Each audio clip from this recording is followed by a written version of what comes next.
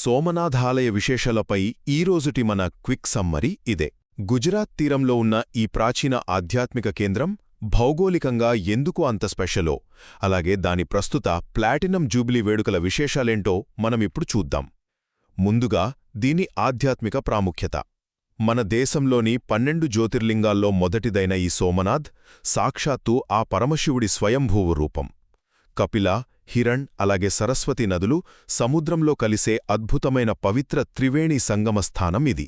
1951లో అప్పటి రాష్ట్రపతి డాక్టర్ రాజేంద్రప్రసాద్ గారు పునఃప్రారంభించిన ఈ ఆలయం ఇప్పుడు ప్రధాని పర్యటనతో తన 75వ వార్షికోత్సవం జరుపుకుంటోంది. ఎన్నో శతాబ్దాల చరిత్ర ఉన్న ఈ ప్లేస్ మోడర్న్ పునర్నిర్మాణంతో కూడా తన పవిత్రతను ఎలా నిలబెట్టుకుందో కదా.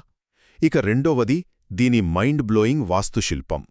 పక్కా చాళుక్య శైలికి చెందిన ఈ అద్భుత నిర్మాణం 7 అంతస్తులుండి ఏకంగా 155 అడుగుల ఎత్తు ఉంటుంది. దీనిపైన ఉండే మహాకలశం బరువెంతో తెలుసా? సుమారు 10 టన్నులు.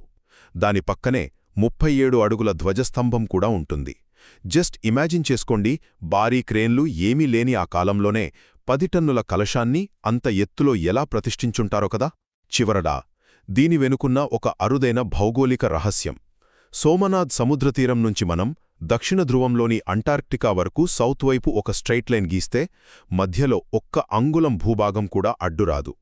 అసలు జీపీఎస్ శాటిలైట్ మ్యాప్స్ లాంటివి ఏమీ లేని ఆ ప్రాచీన కాలంలోనే మధ్యలో భూమి లేని ఈ పర్ఫెక్ట్ పాయింట్ను వాళ్లు ఎలా గుర్తించారో అనిపిస్తోంది. నిజంగా షాకింగ్ కదా. సో కేవలం ఒక పవిత్ర క్షేత్రంగానే కాకుండా ప్రాచీన భారతీయ నిర్మాణ కౌశలానికి, అలాగే వాళ్ల భౌగోళిక విజ్ఞానానికి సజీవ సాక్షిగా ఈ సోమనాథ్ మహాశివాలయం నిలుస్తుంది.